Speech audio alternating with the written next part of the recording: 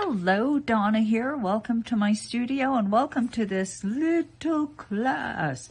Now, you might have noticed that I like this.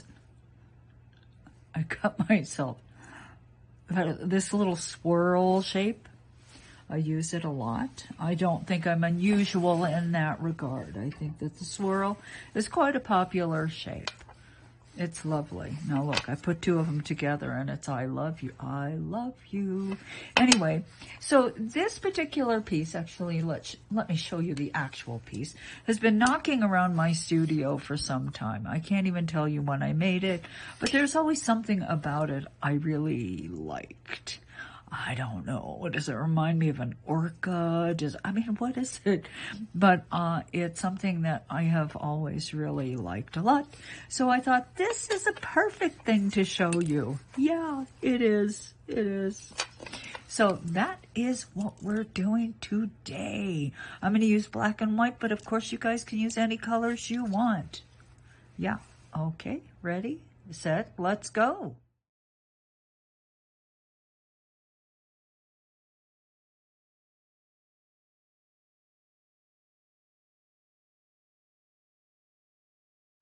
So this is actually what we're going to make.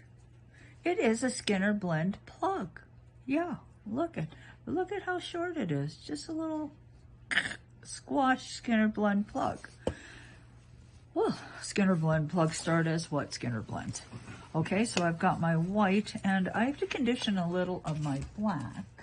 I'm not going to make you watch me do. Oh wait, look. Lucky. Oh, happy day. I have some sitting right here. All right, so let's do a conventional, regular, unfancy, no frill Skinner Blend. While I'm doing this, let me talk a little bit about the Skinner Blend. So I'm not really sure I've ever talked to you guys about the genesis of the Skinner Blend. Now, before the Skinner Blend, first of all, it is named for the woman who introduced it and shared it with us. Yes, she shared it with us. And her name is Judith Skinner. And she is, like many people working in polymer clay, kind of a scientific person. You know, she has a very logical brain. And it makes perfect sense because this is so very logical. Yeah, the logic is unmistakable.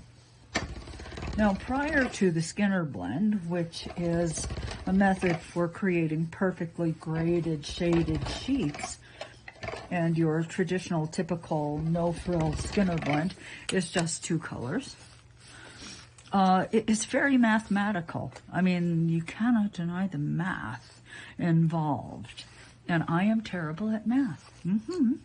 All right, so we need our two right-angle triangles. There you go. There's almost a right angle triangle. And here's another one that is almost a right angle triangle. This is almost 90 degrees here. So I need them to be the same size. So ordinarily I just take one and flop it on another and then cut. But you know what? Every time I do that, I'm either going to leave white on the black or black on the white. Yeah, I'm going to do it. I'll show you. I'm going to do it. Now, sometimes it doesn't matter. Black and white, you're probably going to see it more. Okay, you're going to see the contamination just a bit more. And watch, this time there's going to be no contamination. It's going to be like, what is this lady talking about? Yeah, okay. Oh, see? Just leaves a little bit. Let's see what I left. Look at that. Okay, so as I said, sometimes it doesn't seem to matter so much. Depends on what colors you're using. But with black and white, I think it matters more. Particularly if you want solid white, like really white, and black. For instance, let's just do our setup like this, okay? So if I set up my Skinner Blend like this, well, that contamination is right here. So it's going to be almost white, but it's going to have a tinge of gray, just a little bit. Now, can I make it better by doing this? There's less. Let's see. Let's see. Yeah. Okay, so that's a little bit less, isn't it? Just a tad. Just a tad. Let's cut off the tabs so that we do have black and we do have white. Now I'm going to put a 2-color edge on the rollers. But not this one. See how many colors there are? 1. See how many colors there are? 1, 2, 2. And that's what is going on the roller. Ta-ta!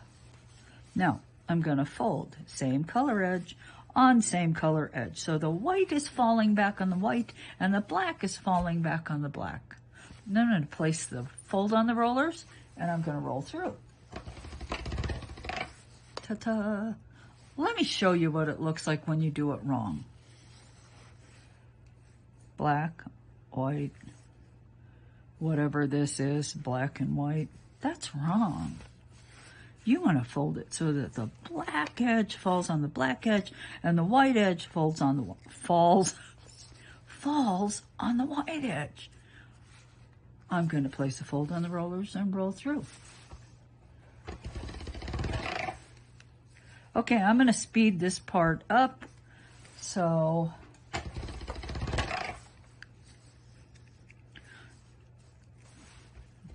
you'll see the whole process, but fast. Starting now.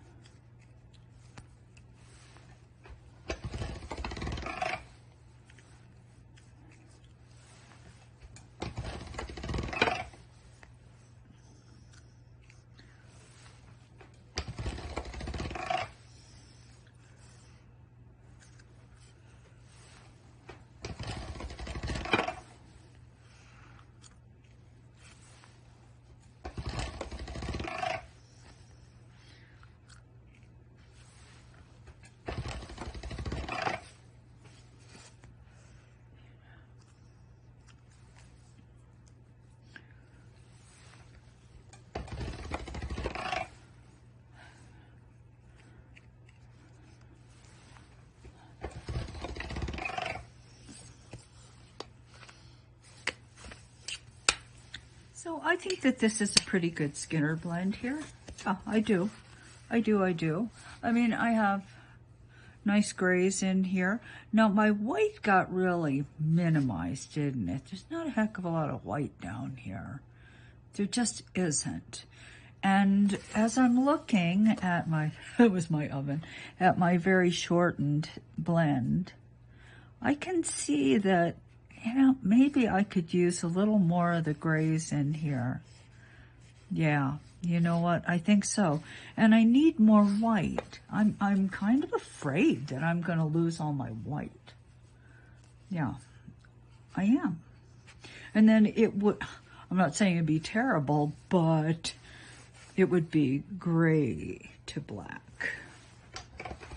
And that isn't exactly what I want. So let's just adjust our Skinner blend a bit right now.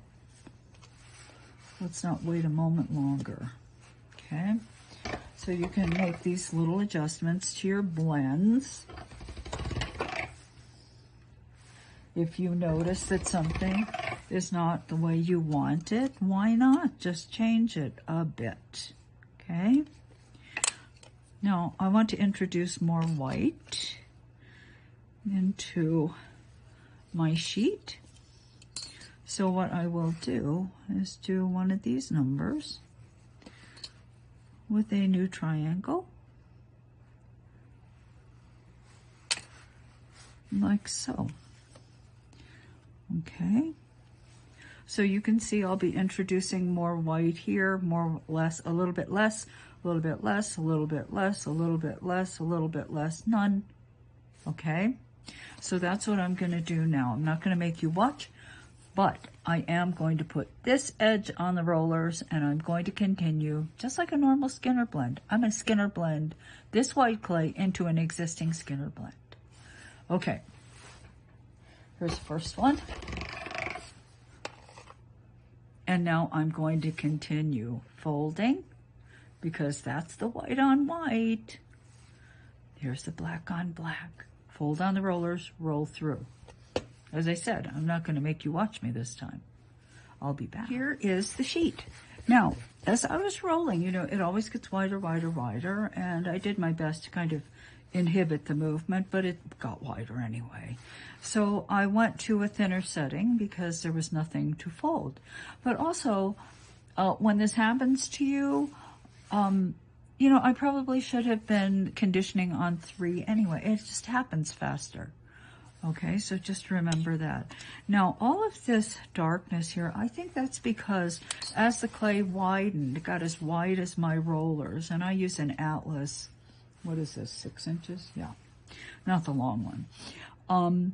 You know, it collects, there's whatever this is, collected on the sides of the machine, and it just said, I think I'll stick to this white clay instead, and so there it is. So what I'm going to do is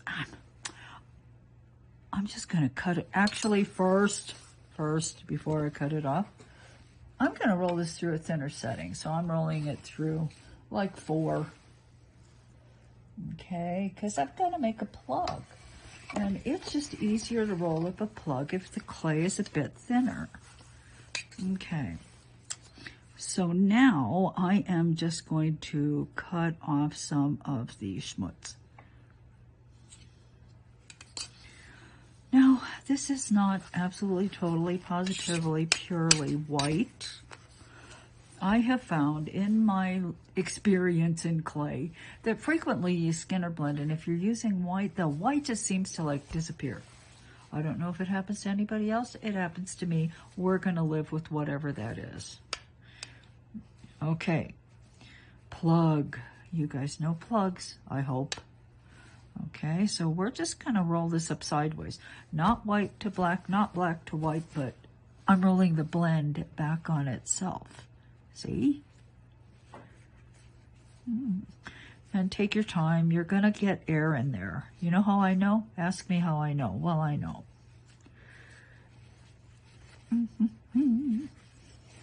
We do our best, but I'm quite positive I'm going to have a few little air bubbles in there. Okay, now let's make a plug. It's reverse reduction. Not this way, this way.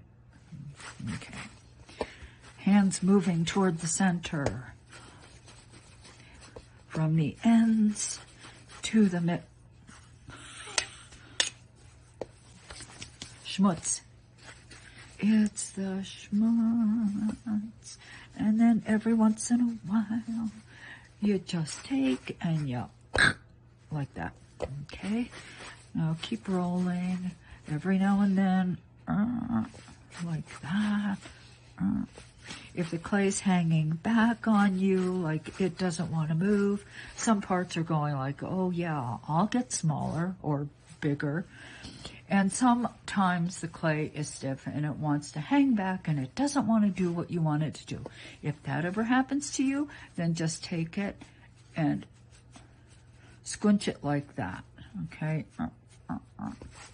And just make it do what you want it to do.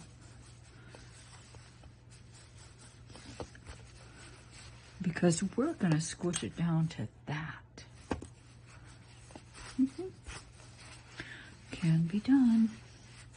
Now, this is by now not... This is by no means the only way to create something like this. You could make a long Skinner blend and do an accordion fold back and forth, back and forth, back and forth. So it starts with like one color and it grades out to another. I happen to think that this is a little bit easier for me, but that's just me. They both start with Skinner Blend sheet.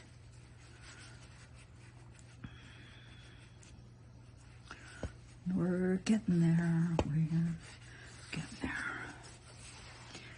And it is IMO easier to shorten the blend if you're using a cylinder.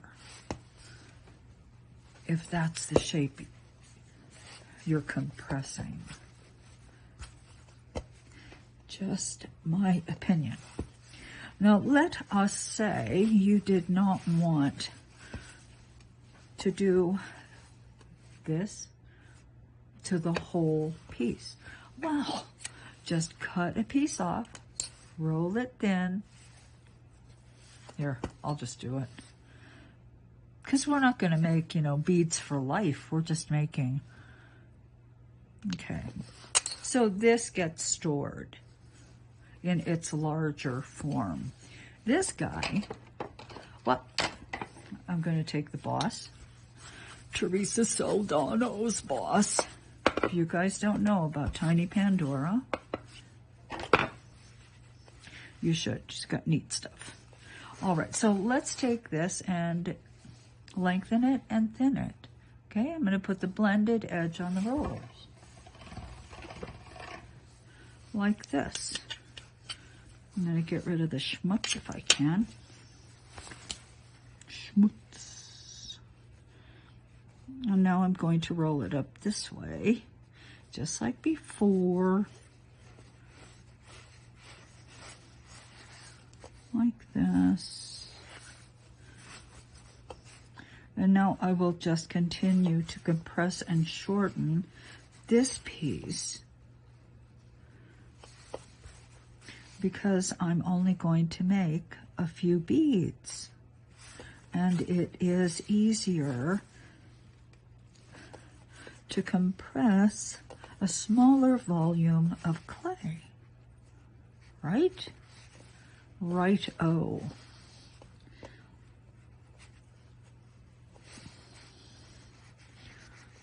Okay.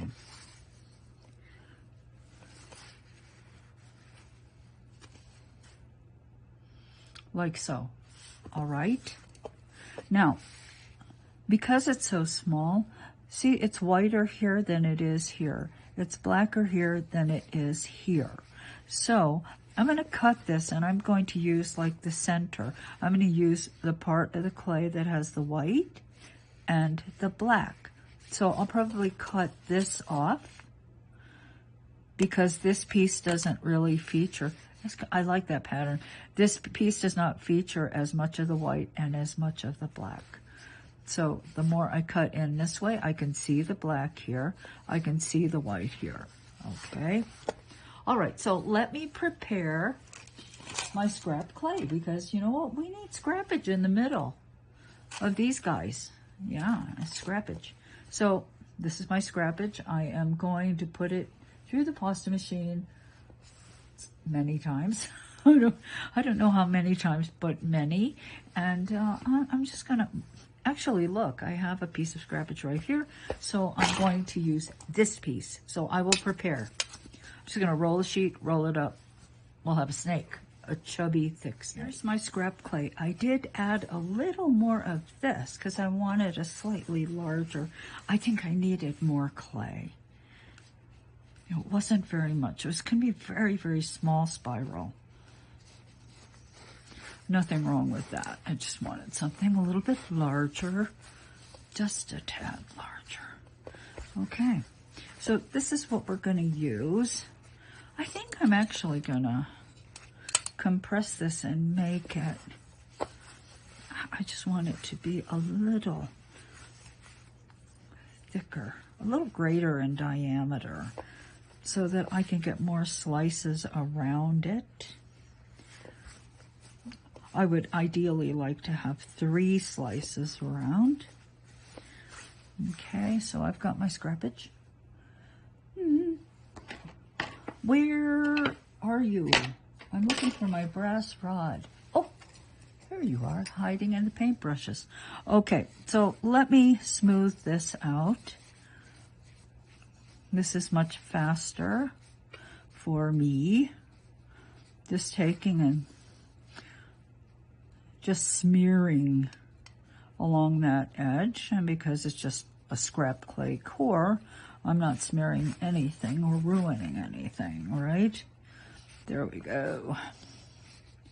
Scrap clay core. Dunk, dunk, dunk. Dunk, dunk. All right, here we go. Yeah, good. Let's measure. It appears to be 3/4 of an inch in diameter. All right, so let me take my slice. I'm going to cut this one off, put it with that guy. Let's cut maybe up to there. Okay, now I'm going to take the bot. This might be overkill for the boss.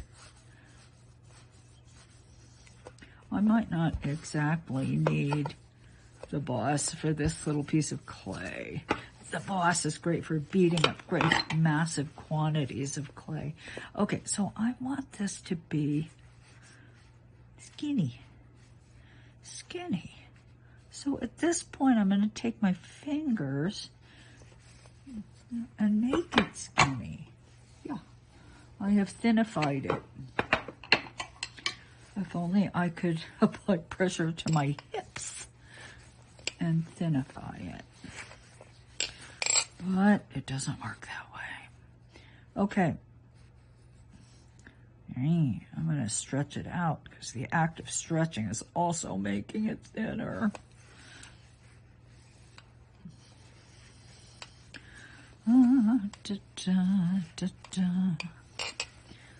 Okay. Now I am going to roll this through my pasta machine. It appears to be about the thickest setting of the pasta machine, so that's where I'll start. Okay, going through. There, excellent.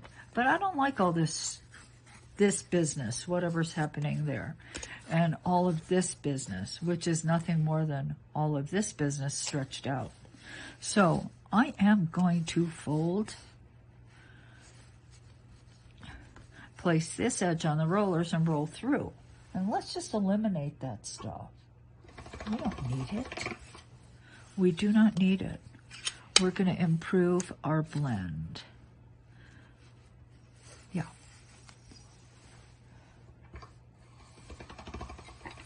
Okay, and it's getting better. It's getting better all the time.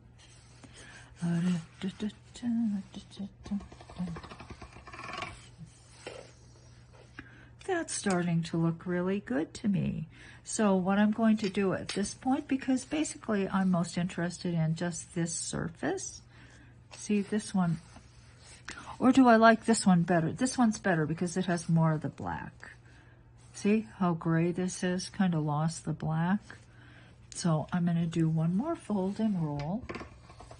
can't hurt, like so, and that I think is good. Now, doesn't have to be this thick to wrap around here. So I'm going to thin it, rolling it through about, let's do setting number 3. I would like to, okay, that's long enough. This is good. This is good. So let us, oh, this side is better. I'm rolling this through setting number 4. Make it just a bit longer. Perfect, perfect, perfect. Okay, now I'm going to take my ruler. I don't want these jagged edges, of course. Right? Makes sense. I have to clean my ruler. Everything is covered with clay. I am covered with clay. My animals are covered with clay. We are all, we're just a clay family. Oop, hello. And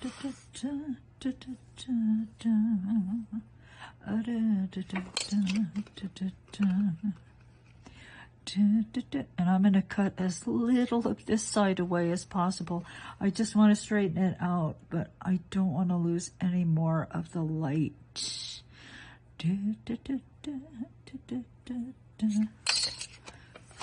Okay.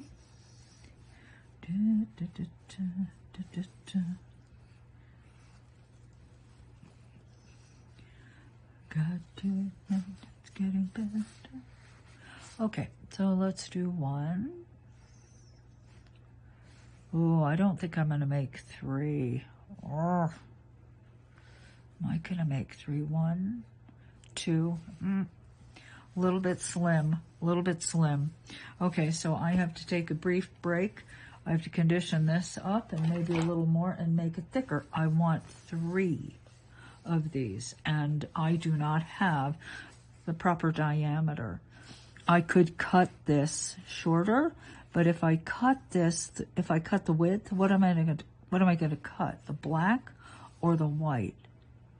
I can't cut the gray. I can't cut the gray. Yeah, ask me how I know.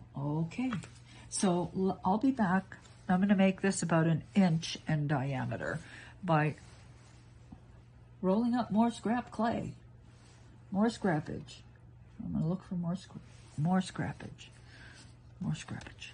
Okay, again, this now measures almost 1 inch. Okay, so let us just, you know what? I'm going to make my life just a wee bit easier. How about that? Oops. Could be easier. Could be easier. There we go. Easier. Now let us place 1 on like that.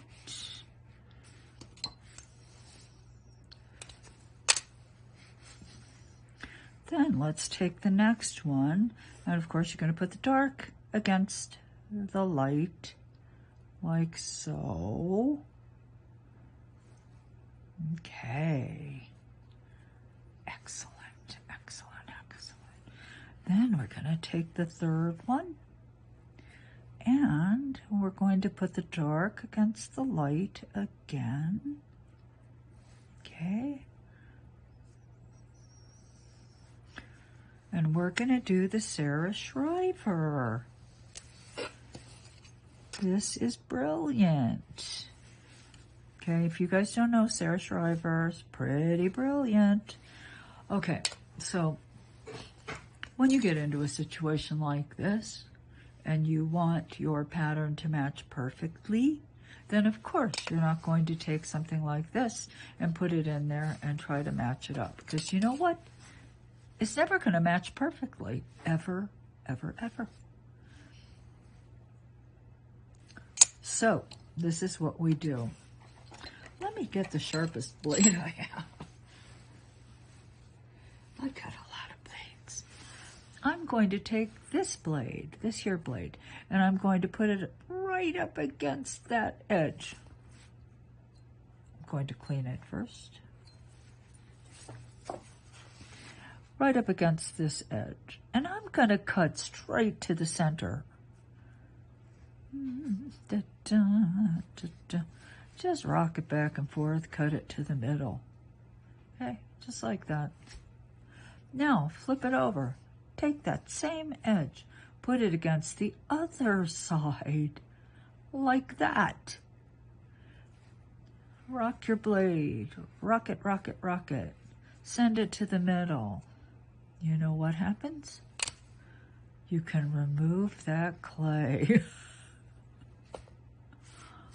Then you bring the two sides together and it's perfect. See? Okay, so I wish I could take credit for it. I can't. Sarah Shriver. Sarah Shriver.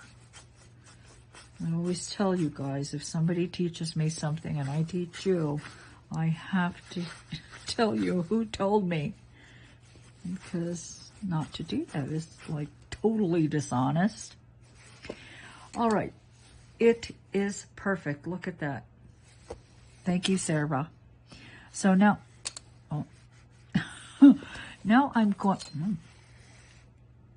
okay, so as if the schmutz wasn't bad enough, now the lint has descended on me. Yeah, and I'm even wearing this, which is an unlinty garment. Let's just cut the ends off. Okay. All right, pretend there's no lint. Now, I'm going to close the ends up. This is actually going to be quite a large one now. So first, I start by just gently depressing the ends. And then rotating and sort of pulling the clay from the sides up over the end to cover and conceal the scrappage inside. Yeah. I'm trying to get this and this and this to meet at one point, and I've never ever done it, but that is the goal. Yeah, that's the goal. Gotta have goals, even if you never really make it. It's good to have them. This is one of those situations where I have honestly never really made it. Okay. One down, one to go. This is going to be a monstrously huge one. Yeah, it is. I feel the weight of it in my hands right now. Okay. But let's see, because I want to know how much I should really lop off, because I can do that. But I can't really anticipate the exact amount, so I have to close this end, roll it out, and see. I could be wrong. I could be totally wrong. Wouldn't be the first time.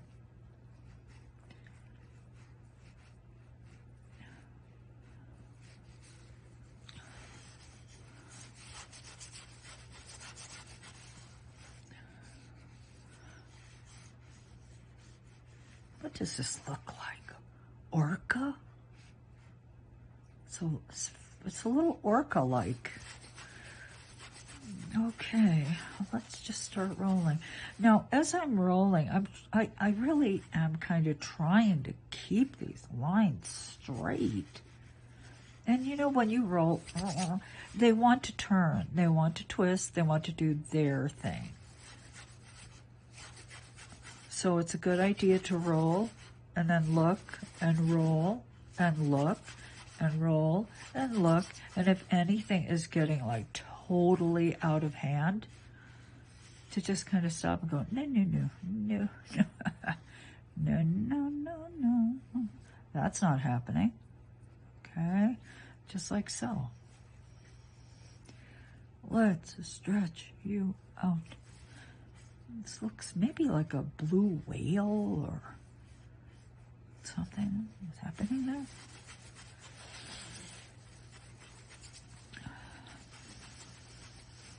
What can I say? So just take your time and kind of roll it out like that. Roll it. And, you know, I don't just take it and roll it against my work surface. Well, I suppose I could, but what will definitely happen is it will start twisting. And it's not that it can't be corrected, because no doubt it can be corrected.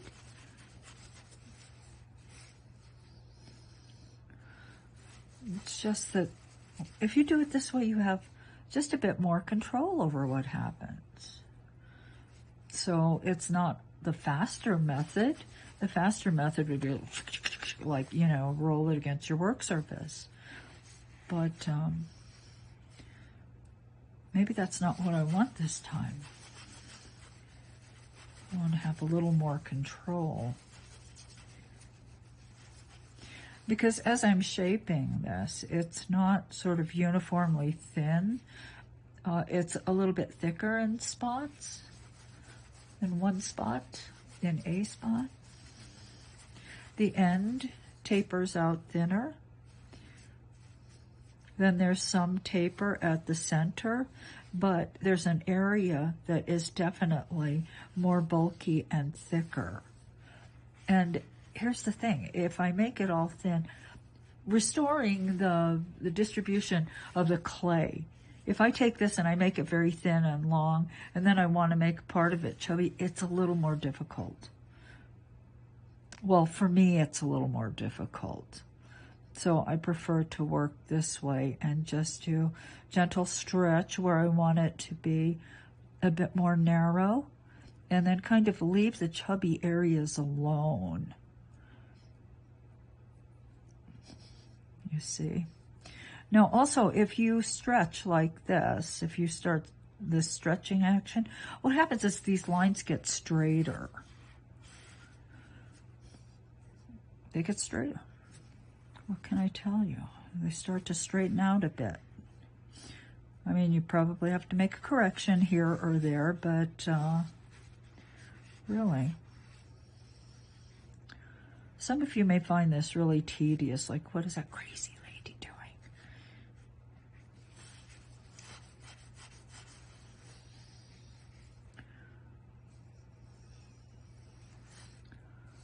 Maybe some of you might have easier ways of accomplishing these things. I will never say I have all the answers. I only have the information that I have. I only know what works for me. I share it with you, but I expect and I hope that you guys will take what works for you and leave what doesn't, and maybe share. And do a little bit of sharing. Maybe I should just put it's kind of a nice looking tool like this. Oh. Come on, stretch out. Okay, so this is what I've got so far. If I were to start turning this and coiling it, well, this I feel is a little bit on the thick side. So let's just thin it a bit.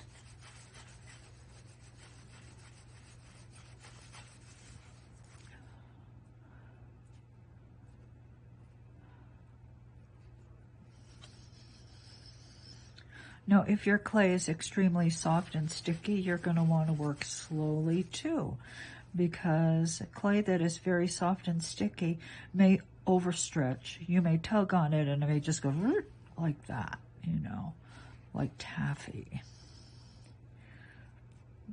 My clay offers me enough resistance that I actually have to work at getting it to stretch, okay? It's like It has a lot of body of its own. Okay, we're almost there. We're almost there. I'm applying a little bit more pressure as I'm rolling. That's fine. Okay, now let's start shaping, shall we? Keep those lines straight. Okay, so I'm not going to tell you you must keep the lines straight. I mean, maybe somebody might want to just twist it all up. I like the way it looks when you see the blend in a line, like these guys. Like these guys. Come here, okay? Like that. All right. So let's take this end, which is slightly chubbier, and I'm going to put a line, this line right down the middle. So this piece is going to coil over that line, okay? Now, this is a pretty thick piece of clay, and I don't think I've talked to you guys about it. I've talked to my students about clay having a memory, and it definitely, in my experience, does have a memory. This piece started out kind of straight. It started out straight, tapered at two ends, and totally straight. It liked being straight, and it doesn't really want to make this turn. I'm saying, you're going to turn now. You are going to turn. Yeah. And so you just have to be patient and sort of let it catch up to you. I'm pushing, and it kind of, see, I'm pushing, and it comes back. Let me push. It's not coming back because it's sticking to me. It's just coming back. Like that. So before I put this in the oven, I want this piece to accept this new shape and the new memory I am giving it. Okay? I don't want to put it in while it's still springing back on me, because if it springs back on me, I'll put it in the oven, it's going to open up.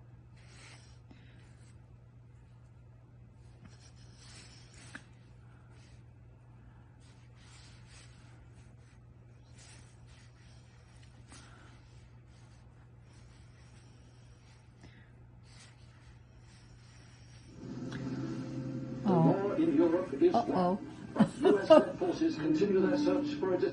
Pardon me. I'm watching Einstein and the Bomb. Yeah. And I'm quite certain that... And it will not stop. Yeah. You watch things like that and it makes you wonder. You know, when they were building this thing that can destroy the world, what did they think? Did they think maybe this isn't a good idea? I'm not sure. People are funny. Okay, so there it is. Sorry about the interruption from my Netflix. But this is what I'm just going to let it sit. But you can see, I really love the way this blends out on the sides. I really love it. I love it. So you can see the original one I made, which is actually this one and this one. See, so I put a line along the side here. So that's an option too. And it just means that when I rolled it up, I rolled it in the center of a blend instead of the division between two slices. Okay? So you can decide what you like. But let me just leave this.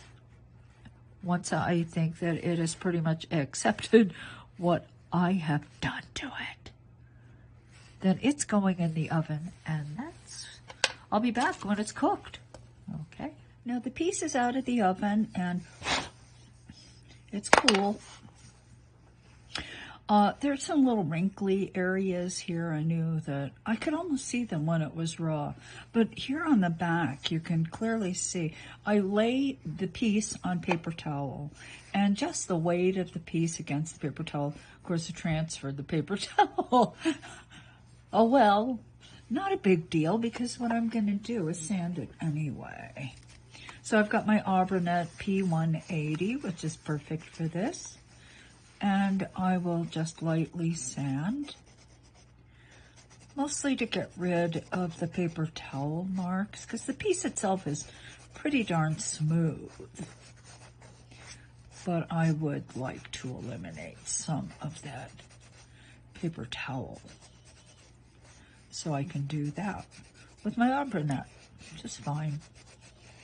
I will sand the whole piece. If you don't have Aubronette, you can use wet dry sandpaper, let's say a 400 grit. We'll take it down nicely.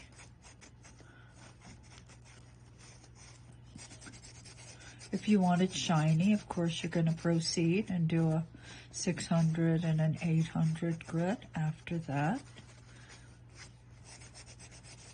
I'm going to leave my pieces matte, so I will not be sanding any more than this.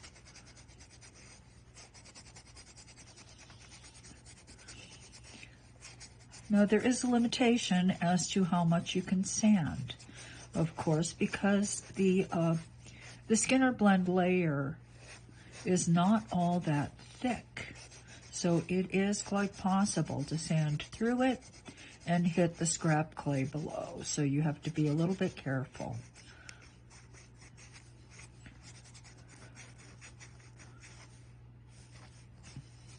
Okay, so I think that that's not bad. I didn't get into this area. If I wanted to get into that area, I would take something like this. I got these from Temu. I believe they're for nails, but you know, it's possible. They're sanding sticks. So I will try this. See how this does. I might need a fresh one, actually. This looks pretty clogged up, doesn't it? So let me grab a fresh one. They're not expensive, so you buy them by the 10. There we go. So you can see the clogged one wasn't doing a heck of a lot. A fresh one is just fine.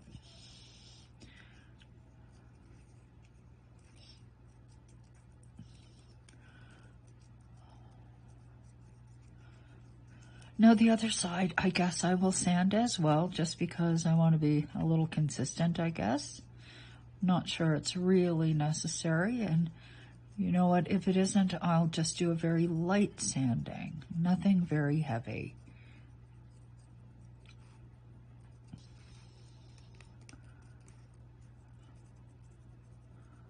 Okay, so this I will continue working on. It's not going to take a lot, but probably take a little more work, just a bit.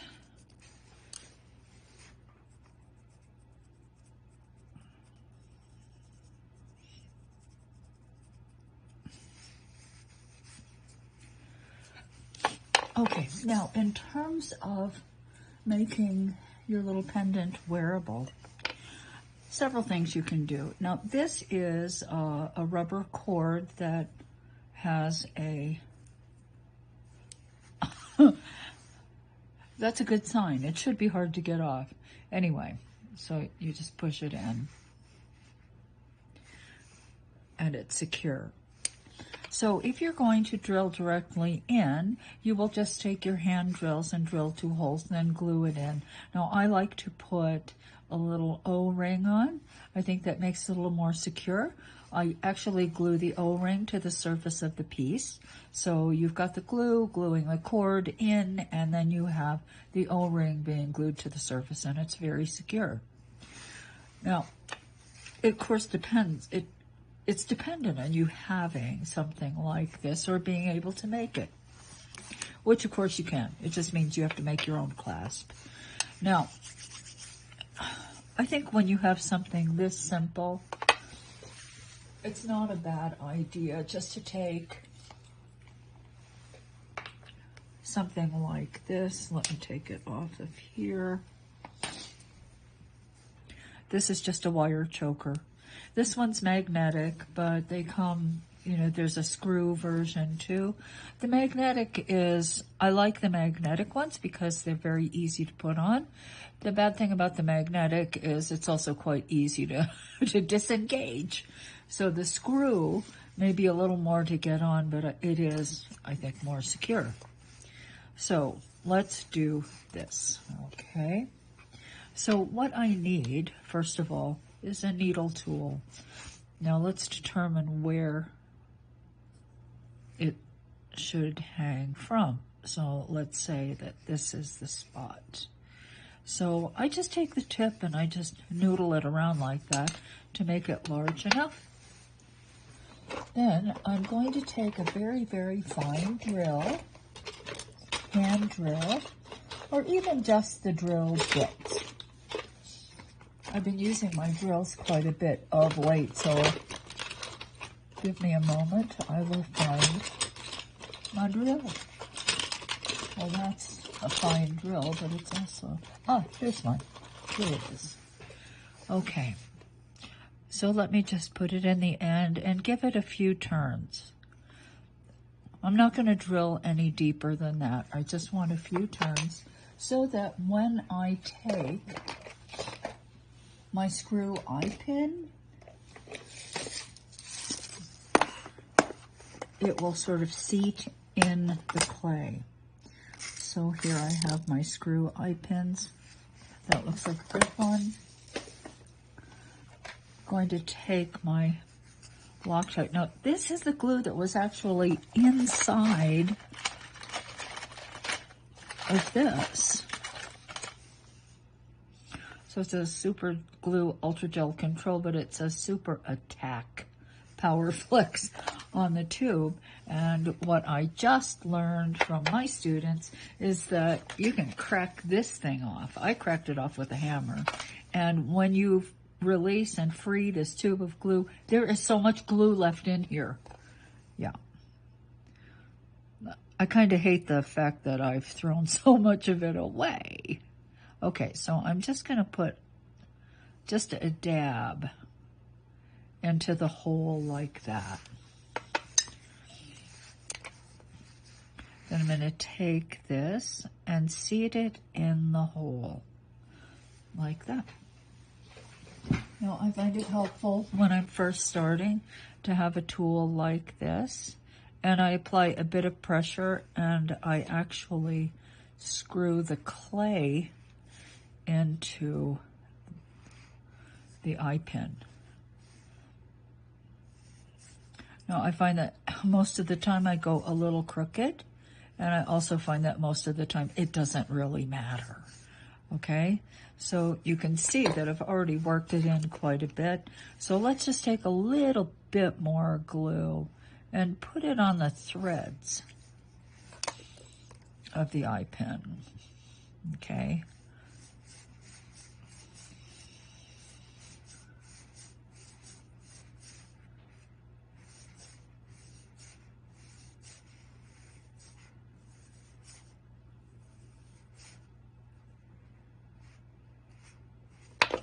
Like so.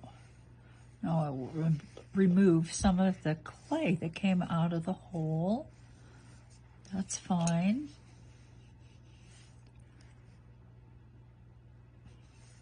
Let that dry. That's good. Now, in order to get it onto this, of course, I need a jump ring. Something like this guy. It's a good jump ring. It's a very good jump ring. Let me tell you why. It's an oval, first of all. I've talked to you guys about this before. And as an oval, just when you buy these, if you find them, make absolutely sure that the opening is on the side, not on the bottom or the top. I don't know, because if it's on the bottom or the top, you have just undone all the good things about an oval jump ring. You want the opening on the side. Open, in, and close. Like so. All right. The reason why the ovals are so much better is that once you get this on and gravity pulls, this opening is always on the side. It will never rotate to the bottom or the top. And that's important. That's what makes it so secure. Okay, just like that. See where that opening is? Well, that's the important part. The opening must be on the side. All right, so that's it for this class. I will continue sanding, but it will look just like that. Now, if I'm using really coarse sandpaper, of course, what I'm going to do, and I will show you this much, I take my ratty Nivea. This is a very old can of Nivea. Yes, Emily got this for me when I was in England, and I said, I need Nivea. I thought she was going to get me the little tiny one. No, Emily comes back with the biggest can of Nivea I've ever seen. Okay. Thank you, Em. I still have it. Okay. So I'm going to show you what the Nivea does on this side.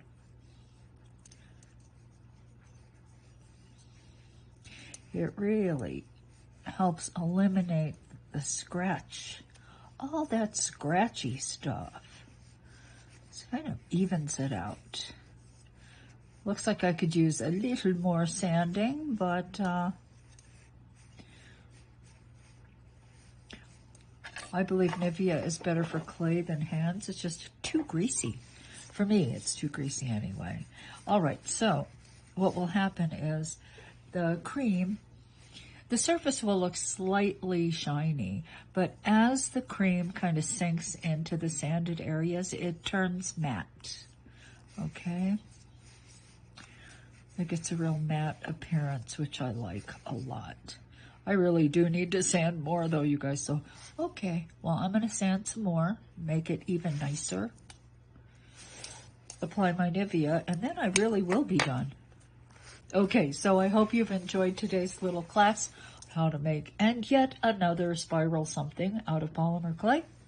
And until we meet again, I'm Donna Kato saying goodbye.